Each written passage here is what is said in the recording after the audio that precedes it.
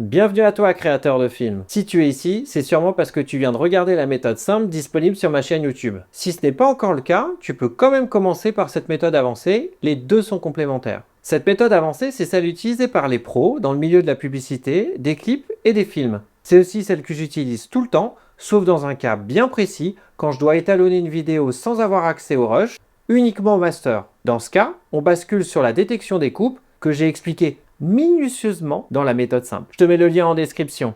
Ici, on parle optimisation maximale de la qualité. Cette méthode permet de faire un round trip entre Final Cut Pro 10 et DaVinci Resolve, tout en gardant un flux de travail propre, pro et sans perte. C'est la meilleure manière d'obtenir un étalonnage précis, subtil et maîtrisé.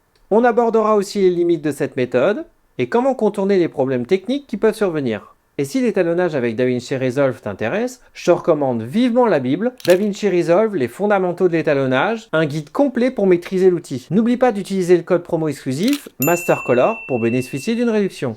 Prêt à monter d'un niveau? C'est parti! Dans ce tuto, j'ai préparé un montage spécialement conçu pour te montrer comment importer ton projet dans DaVinci Resolve en évitant les erreurs classiques. J'y ai ajouté plusieurs difficultés courantes, celles que tu risques de rencontrer en transférant ton projet entre FCP10 et Resolve. Regardons ensemble ce que contient ce montage. Ces images proviennent du 30e anniversaire du Rassemblement international d'hydravions, tourné avec le boîtier Sony Alpha 7S III. Le montage a une durée totale de 1 minute, 32 secondes et 17 images, et il contient 8 plans, avec différentes spécificités. Le plan numéro 1, il ne dispose pas d'effet.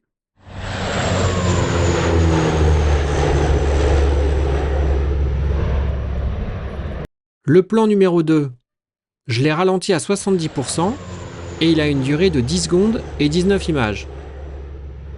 Au-dessus du plan numéro 2, j'ai ajouté un titre pour la vidéo de référence. Tu vas en trouver 3. Le plan numéro 3 ne dispose pas d'effet.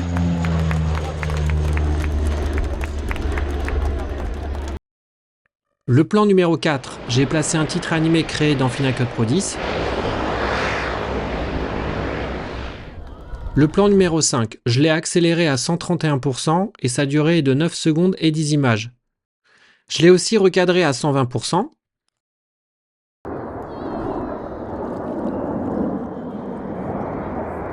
Le plan numéro 6, tu peux admirer la patrouille de France. Il ne dispose pas d'effet.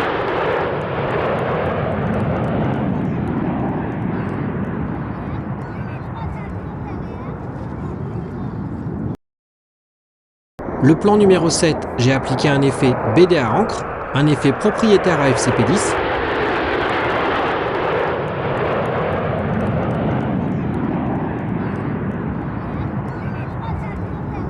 Suivi d'un fondu enchaîné et d'un titre standard, propre à FCP10. Le dernier plan est sans effet. Avant d'importer notre montage dans Resolve, on doit exporter une vidéo de référence. Ce fichier nous permettra de comparer l'original avec l'import dans Resolve et de corriger les éventuelles erreurs de synchronisation ou de durée. J'utilise le raccourci Commande plus E pour ouvrir la fenêtre d'export. Ensuite, tu sélectionnes Réglages. Pour le format, tu sélectionnes Vidéo et Audio. Pour le codec vidéo, tu sélectionnes le H264. Clique sur Suivant. Choisis ta destination. Crée un dossier Prépa Étalo pour regrouper tous les éléments. Nomme le fichier Référence. Puis clique sur Enregistrer. Si tu veux faire apparaître la fenêtre Tâche d'arrière-plan, utilise le raccourci Commande 9. Après avoir exporté le fichier de référence, il y a deux choses très importantes à effectuer. Duplique ta timeline avec le raccourci majuscule Commande D pour garder une version de secours. Nomme-la Prépa Étalo. Dans le visualiseur, sélectionne bien Optimiser original. C'est essentiel pour que Resolve pointe vers les fichiers en pleine résolution. Ensuite, clique sur Fichier, Exporter fichier XML. Le fichier XML, c'est un fichier de texte ultra léger qui contient la structure de ton montage, coupe, piste, mais sans les vidéos. Il pointe vers les rushs sélectionnés dans le visualiseur. Pas de doublons, pas de perte de place. Choisis le dossier Prépa Étalo. Présentation des métadonnées, laisse Général. Pour la version XML, prends la version actuelle si tu utilises DaVinci Resolve 19 ou une version antérieure si ton DaVinci est plus vieux. Clique sur Enregistrer. On passe maintenant dans DaVinci Resolve pour vérifier le montage. Dans la fenêtre du projet, crée un nouveau projet. Ensuite, va dans l'onglet Médias, crée 3 dossiers. Clique droit à nouveau chutier ou majuscule commande N, un dossier Rush, un second dossier Timeline et un troisième dossier Référence. Sélectionne le dossier Rush pour que les fichiers soient importés directement dedans. Ensuite, clique sur Fichier, Importer, Timeline ou utilise le raccourci majuscule commande I. Choisis ton fichier XML exporté depuis Final Cut Pro 10.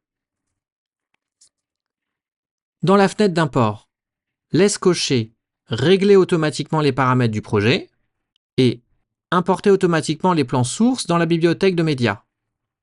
Laisse décocher Ignorer les extensions du fichier pendant la correspondance. Laisse cocher Utiliser les informations d'échelle. Ça te permet de conserver les recadrages faits dans Final Cut Pro 10.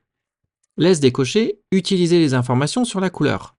Tu n'as pas besoin des réglages de couleur de Final Cut Pro 10, puisque tu vas étalonner dans Resolve. Laisse décocher aussi Importer des pistes multicanaux en tant que groupe relié. C'est utile uniquement si tu travailles avec des fichiers audio bruts multicanaux. Exemple, tu enregistres avec plusieurs micro-cravates plus un micro d'ambiance et que tu veux tous les regrouper, ce qui n'est pas le cas ici. En bas, tu peux modifier la résolution, mais je ne te le conseille pas. Garde celle du projet. Et comme tu peux le constater, la fréquence d'image est verrouillée. Clique sur OK. Avant de pouvoir vérifier ton montage, il faut que tu importes ta vidéo de référence. Pour ça, va dans l'onglet Médias. Ici, tu peux voir que la timeline a été créée automatiquement quand on a importé le fichier XML. Tu la sélectionnes et tu la glisses dans le dossier Timeline. Ensuite, sélectionne le dossier Référence. Dans le navigateur de médias, va chercher ta vidéo de référence. Sélectionne-la, fais un clic droit, puis clique sur Ajouter comme fichier de référence offline. Tu remarques que le clip maintenant a un petit drapeau qui indique qu'il est bien reconnu comme vidéo offline. Ensuite, dans le dossier Timeline, sélectionne ta timeline, clic droit, Timeline, lier un fichier de référence offline. Choisis la vidéo de référence que tu viens d'importer. Maintenant, retourne dans l'onglet Montage. Comme tu peux le voir, il y a 2 visualiseurs. À droite, le visuel de la timeline. À gauche, on va afficher la vidéo de référence offline. Pour la faire apparaître, en bas à gauche du visualiseur de gauche, clique sur le petit onglet et sélectionne Offline. Et maintenant, quand tu lances la lecture, les 2 vidéos jouent en même temps, parfaitement synchronisées. Tu peux vérifier les coupes, les titres et toutes les autres erreurs éventuelles. Et on va le voir ensemble, il y en a. Parlons maintenant d'une astuce très importante. Tu as bien relié ta vidéo de référence à la timeline. Tu vas dans l'onglet Montage, tu sélectionnes Offline dans le visualiseur de gauche, et là, écran noir. Pas de panique. Dans le dossier Référence, sélectionne ta vidéo référence. Clique droit, Attribut du plan, clique sur l'onglet Timecode. Et ici, dans le paramètre Image sélectionnée, tu vois le timecode de départ. S'il commence à 01, le problème vient de là. C'est très courant sur certains exports, surtout au format broadcast, mais Resolve, lui, attend un timecode qui commence par 00. Change le timecode de départ, mets 00. Puis clique sur OK. Retourne dans le visualiseur de gauche, clique à nouveau sur Offline, et là, ta vidéo de référence va s'afficher correctement. C'est une astuce essentielle, parce qu'on peut perdre un temps fou à chercher, alors que tout est bien relié, mais juste pas calé au bon timecode. La première tâche à effectuer, c'est de vérifier la durée de ton montage. Ici, dans Resolve, ma timeline fait 1 minute 32 secondes et 20 images. Mais dans Final Cut Pro 10, le montage d'origine fait 1 minute 32 secondes et 17 images, soit 3 images de différence. Tu pourrais penser que ça vient du plan ralenti ou du plan accéléré. Ça aurait pu être le cas. Mais ça peut aussi venir de la transition qui peut modifier légèrement la durée des 2 derniers plans ou de la transition elle-même. Prends donc le temps de vérifier tes coupes et la durée exacte de chaque transition. Zoom bien dans la timeline, c'est essentiel. Quand je zoome à la fin du montage, je repère un glissement de 3 images situées dans le dernier plan. Quand je place la tête de lecture à la fin de ce plan, je retrouve bien la durée d'origine, 1 minute, 32 secondes et 17 images. Avant de modifier quoi que ce soit, vérifie que les coupes sont identiques à l'original et que le plan n'a pas été rallongé ou raccourci. En vérifiant le plan numéro 8, je vois que la vidéo du montage est légèrement en retard par rapport à la vidéo de référence. Le décalage est minime, mais il est bien là. Dans ce cas, tu pourrais utiliser l'outil de coulissement pour ajuster le plan de 3 images et réaligner la coupe. Mais dans ce tuto, je vais te montrer une autre méthode. On commence la vérification du premier plan. Quand je compare au fichier de référence, je remarque que le montage est légèrement en avance. L'image de l'hydravion dans le montage commence à jeter l'eau ici. Mais dans la vidéo de référence, l'hydravion commence à jeter l'eau un peu plus tard. On vérifie image par image. 1, 2, 3, 4, 5, 6. Il y a 6 images de décalage. C'est normal, dans un aller-retour entre Final Cut Pro 10 et DaVinci Resolve, il y aura toujours des petites différences comme ça. Mais ici, ça ne dérange absolument pas. Quand on joue le plan à vitesse normale, l'hydravion jette l'eau au bon moment, il entre dans le virage, l'action est claire, le cadre est bon, le timing est bon et le décalage ne gêne en rien le montage. Je valide donc pour l'étalonnage. Mais attention, à toi de juger. Chaque plan, chaque projet est différent. On va maintenant vérifier le premier titre. C'est un titre standard de Final Cut Pro 10. Les informations XML sont bien passées dans Resolve. Le titre est présent dans la timeline. Le texte s'affiche correctement. Par contre, le positionnement du texte n'a pas été conservé. Il est au centre dans le viewer, alors que dans la vidéo de référence, il est en haut à droite. Comme c'est juste un titre informatif qui permet la vérification et que je l'ai déjà dans la vidéo de référence, je le désactive avec la touche D. On passe à la première coupe. Place-toi au centre de la coupe, puis recule d'une image avec K plus J. Reviens au centre, puis avance d'une image avec K plus L. La coupe est bonne. Le clip 2 est ralenti à 70% dans Final Cut. Resolve a bien pris cette information, l'icône de vitesse est visible sur le plan. Pour vérifier, sélectionne le clip, clic droit, modifier la vitesse du plan. Resolve indique 70,03% et dans la vidéo de référence, c'est 70%. La correspondance est parfaite. On peut aussi vérifier la durée qui est de 10 secondes et 19 images, comme mentionné dans la vidéo de référence. On vérifie la coupe entre le clip 2 et 3, même méthode, place-toi au centre de la coupe, puis recule d'une image, puis reviens au centre, puis avance d'une image. Ici, tout est bon. La durée est correcte, la vitesse est bien appliquée, et le clip est parfaitement calé dans le montage. On peut avancer. On ne va pas répéter la méthode de vérification à chaque coupe, afin de ne pas allonger la durée du tuto. On va simplement se concentrer sur les problèmes à traiter. Le plan 3 ne contient aucun effet et ne pose aucun problème. On peut donc le laisser tel quel. En revanche, au-dessus du plan 4, j'avais créé un titre animé dans Final Cut Pro 10. Resolve a bien placé le titre au bon endroit, mais le texte n'a pas été transmis. Et l'animation non plus. C'est normal, ce n'est pas un titre standard, c'est un titre animé, propriétaire d'FCP10, donc non compatible avec Resolve. Tu as deux solutions, soit tu recrées le titre directement dans Resolve, soit tu l'exportes avec la couche alpha depuis FCP10. Puis tu reviens le remonter manuellement dans le Resolve. C'est ce que je vais te montrer ici, c'est ce que je fais toujours dans ce cas-là, c'est rapide et simple. Je vais l'éteindre. Au-dessus du plan numéro 5, on retrouve un titre informatif. Il indique bien une accélération de 131% comme dans la vidéo de référence, mais il y a une différence de durée. Dans le montage Resolve, le titre affiche 9 secondes et 10 images. Dans la vidéo de référence, le même titre indique 3 secondes et 22 images. Je t'explique ça juste après. Le zoom, lui, est correct, 120%. On retrouve la même valeur dans les deux titres, et on voit que dans l'inspecteur, Resolve a bien pris en compte ce réglage. Sur le clip, on voit aussi que Resolve a bien appliqué la modification de vitesse. L'icône est présente. Et en faisant le clic droit, modifier la vitesse du plan, la vitesse est indiquée à 130,54%, ce qui correspond à 131%. Pas de souci de ce côté-là. Par contre, la durée du clip affiché est encore différente, 9 secondes et 11 images. Il y a donc un glissement d'une image lors de l'import de la timeline. Alors pour clarifier, la durée de 3 secondes et 22 images correspond uniquement à la partie image du clip. Tandis que les 9 secondes et 11 images correspondent à la durée totale image plus son.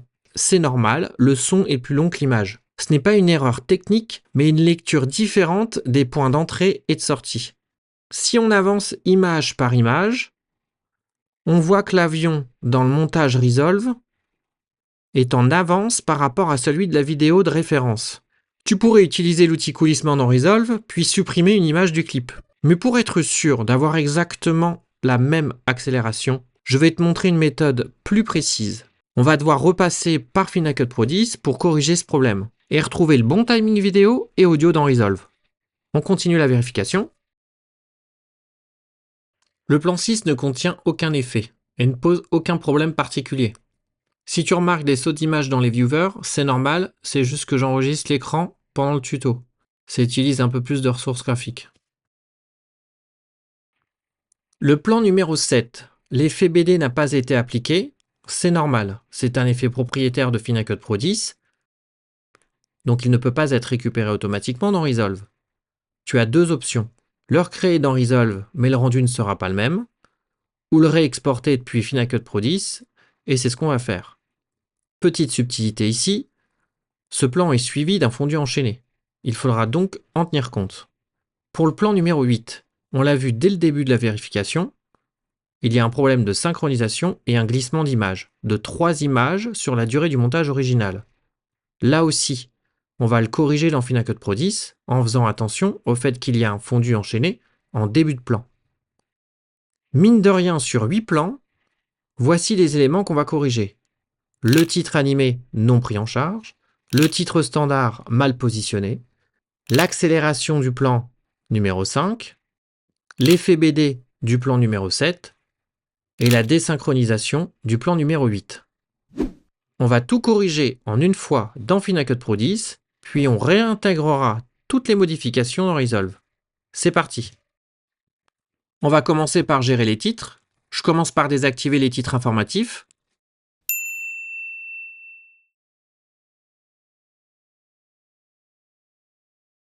Ensuite, je vais exporter uniquement le titre animé, bien évidemment, mais aussi le titre standard, pour conserver sa position exacte dans Resolve. Maintenant, je désactive tous les plans du montage.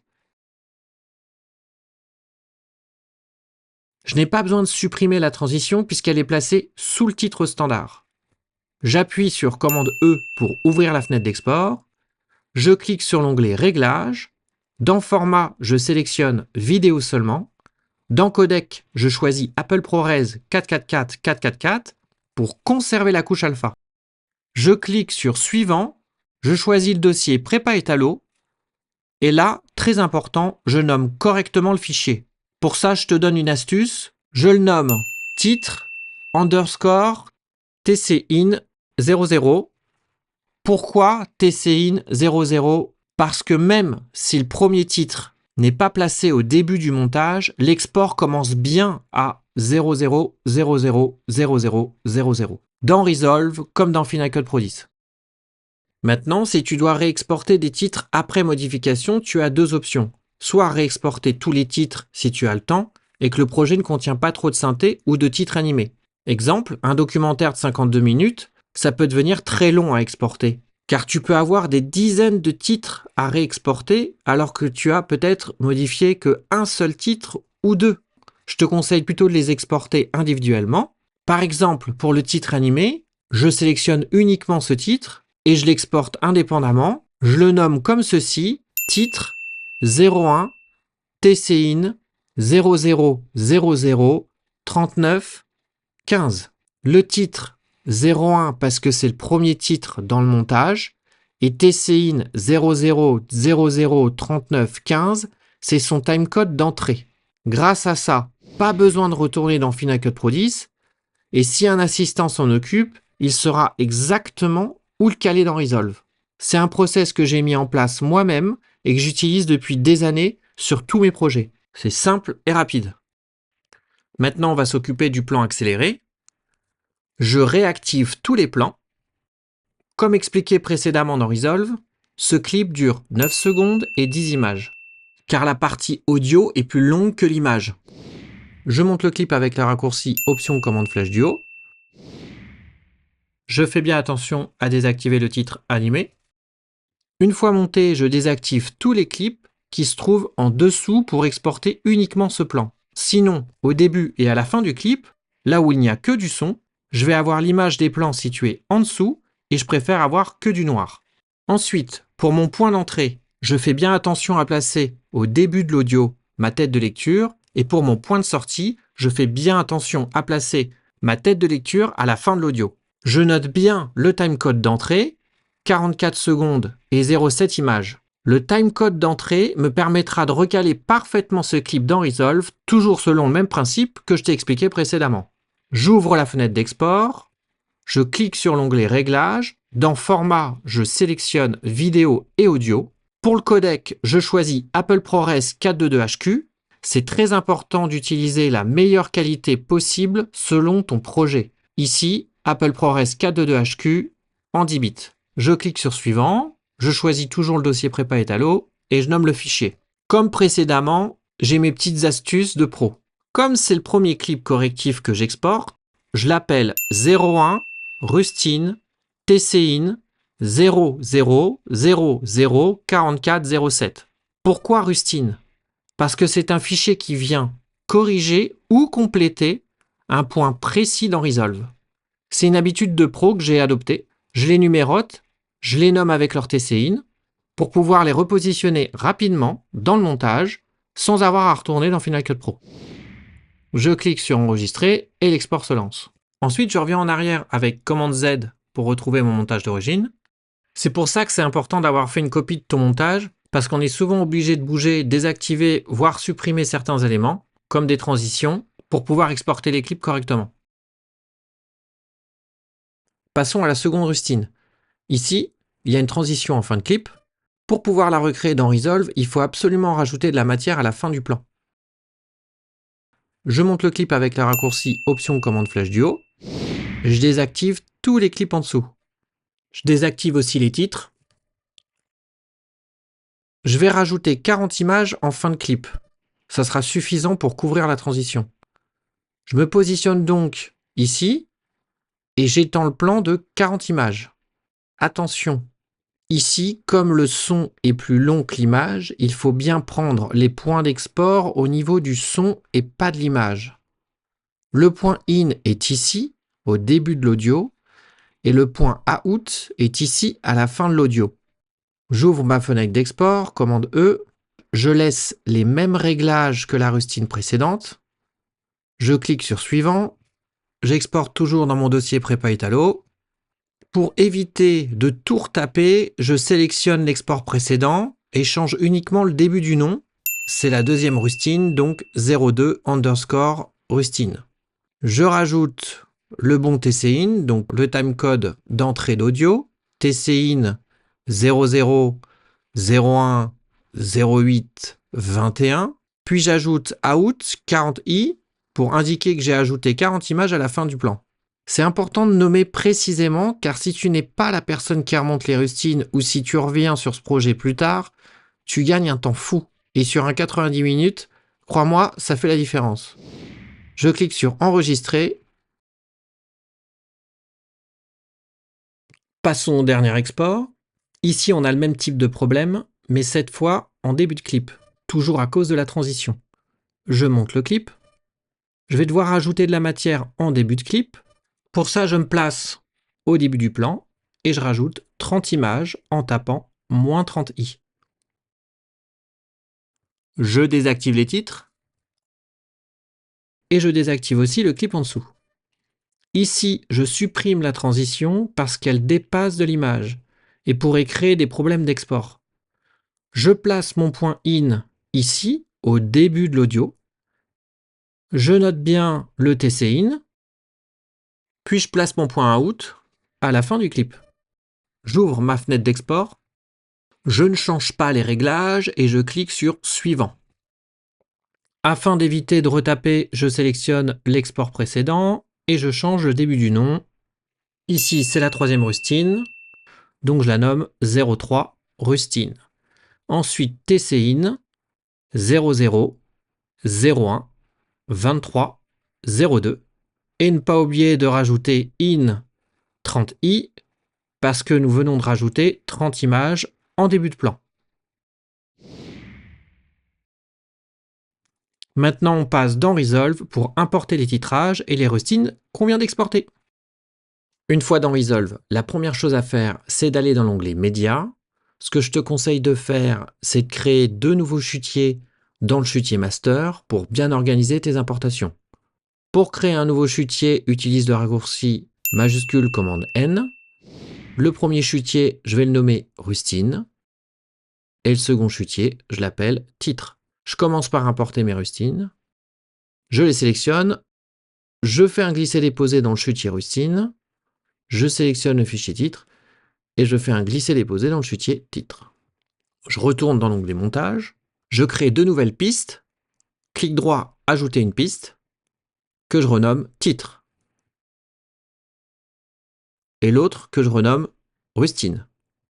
Je préfère avoir les titres au-dessus, donc je déplace la piste rustine sous la piste titre en effectuant un clic droit, puis je sélectionne déplacer la piste vers le bas. Pour placer les titres, je commence par bloquer toutes les pistes où se trouve mon montage afin d'éviter tout écrasement. Comme je te l'ai expliqué précédemment, j'ai exporté tout le montage des titres dans un seul fichier avec la couche alpha. Quand je joue le clip, toutes les parties noires correspondent aux zones où il n'y a aucun titre dans le montage. Je viens glisser déposer le fichier de titre et je le positionne en début de montage.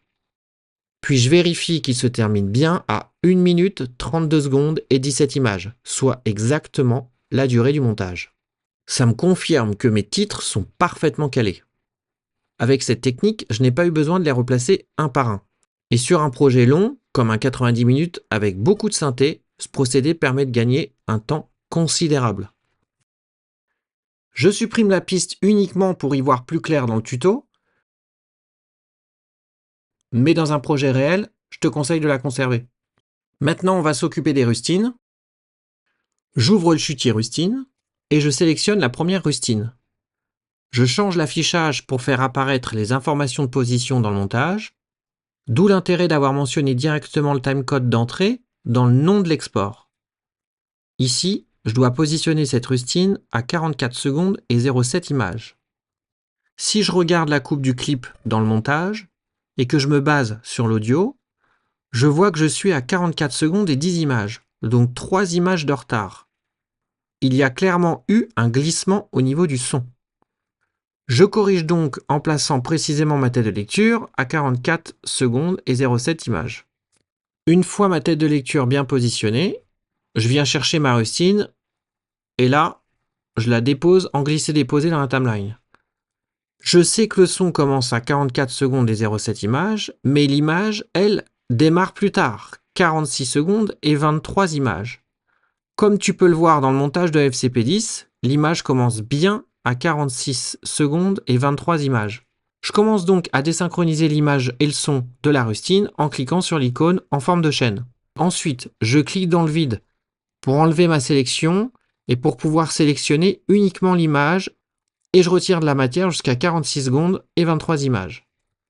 Zoome bien dans la timeline pour vérifier ta coupe et t'assurer qu'il n'y a aucune image noire. Assure-toi que dans le visualiseur de gauche, Offline est bien sélectionné. Ensuite, avec les raccourcis clavier, je fais une image en arrière, je fais une image en avant pour revenir au centre de la coupe et encore une image en avant.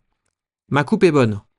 Si tu prends un repère visuel, comme ici l'avion qui touche le nuage, tu verras que dans l'image de référence et dans la rustine, tout est parfaitement aligné. L'avion est exactement au bon endroit et le décalage est corrigé. Maintenant, on va s'occuper du point out de l'image. Je place la tête de lecture au niveau de la coupe, puis je viens retirer de la matière en fin de clip. Je vérifie qu'il n'y a pas d'image noire. Ma coupe est propre. Et l'image comme le son sont parfaitement calés. Tu vois, une fois que tu as l'habitude, ça devient très rapide. Ici, ça prend un peu plus de temps, parce que je prends le temps de tout expliquer. Passons à la deuxième rustine. Je sais qu'elle doit être positionnée à 1 minute 08 secondes et 21 images. Je zoome et je me positionne en début de clip au niveau du son. Je vois que j'ai 2 images de retard, donc je recule et je me place précisément à 1 minute 08 secondes et 21 images. Je vais chercher ma rustine numéro 2 et je la positionne dans la timeline. Je désynchronise l'image et le son. Je retire la matière jusqu'à la coupe.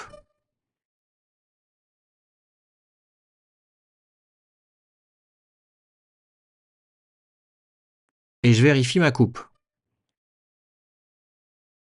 Je vérifie une dernière fois que le son commence bien à 1 minute 08 secondes et 21 images. C'est bon. Passons maintenant à la coupe de fin du clip. Je me positionne en fin de rustine. Je sélectionne uniquement l'image et je tape -40 pour retirer 40 images. Et là, je tombe pile au centre de la transition. Parfait. Je prends aussi le temps de relier l'image et le son afin d'éviter toute erreur plus tard. Et maintenant, on va passer à la dernière rustine où il faudra être très vigilant. On va devoir rajouter de la matière sans rien écraser. La troisième rustine doit être positionnée ici, là où commence sa partie audio. Je ne veux pas écraser l'audio ni l'image de la rustine numéro 2. Pour cela, je commence par positionner la rustine numéro 3 un peu plus loin dans la timeline. Je désynchronise l'image et le son. Et là, attention à une subtilité importante.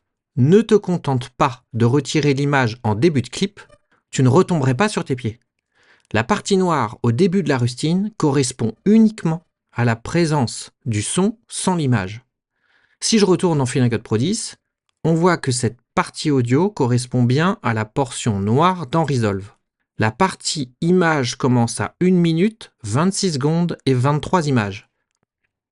Je place donc ma tête de lecture là où le noir s'arrête et je recule image par image jusqu'à retrouver la première image du plan. C'est ici que la première image commence. Je sélectionne uniquement l'image et je supprime la matière jusqu'à ma tête de lecture. Je sélectionne uniquement l'image. À partir de là, je tape 30 pour supprimer 30 images, afin d'avoir de la matière disponible pour la transition. Je resynchronise l'image et le son, puis je viens glisser ma rustine numéro 3 à sa place, juste derrière la rustine numéro 2, en faisant attention à ne pas l'écraser. Ma rustine se termine bien à 1:32:17, soit exactement la durée du montage original dans Final Cut Pro 10. La coupe entre le plan 7 et le plan 8 est parfaite. Maintenant, je vais placer ma transition sur les rustines.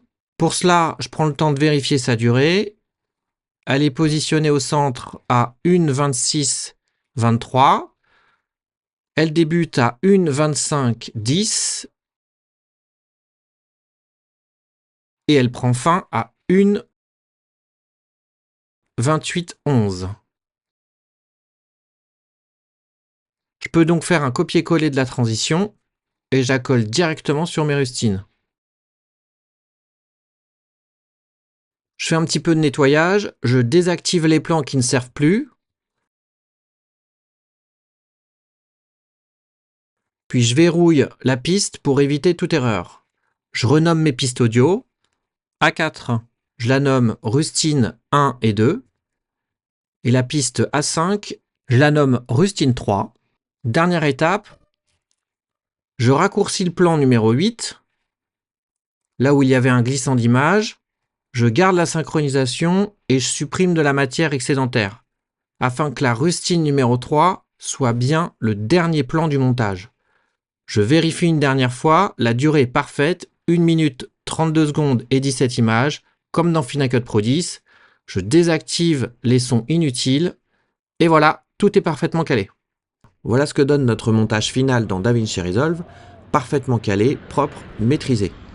Tu as maintenant une vision concrète de ce que permet la méthode avancée, une conformation précise, propre, fidèle, avec un contrôle total sur chaque plan, chaque effet, chaque coupe. Si tu as vu la méthode simple, tu as sans doute compris la différence. La méthode simple est rapide, efficace quand tu n'as que le master, mais dès que tu veux pousser plus loin, avoir accès au rush et ajuster un plan, la méthode avancée devient indispensable. Les deux sont complémentaires, mais moi j'utilise la méthode avancée dans 99% de mes projets. C'est celle que j'utilise sur mes projets pro, que ce soit pour des films exigeants, des publicités, des fictions ou des documentaires. Si toi aussi tu veux aller plus loin, je te recommande vivement ma formation complète DaVinci Resolve, les fondamentaux de l'étalonnage. Tu y trouveras tout ce que je n'ai pas pu te montrer ici, des astuces, des exercices concrets et un vrai gain de maîtrise. Utilise le code promo MASTERCOLOR pour bénéficier d'une réduction exclusive.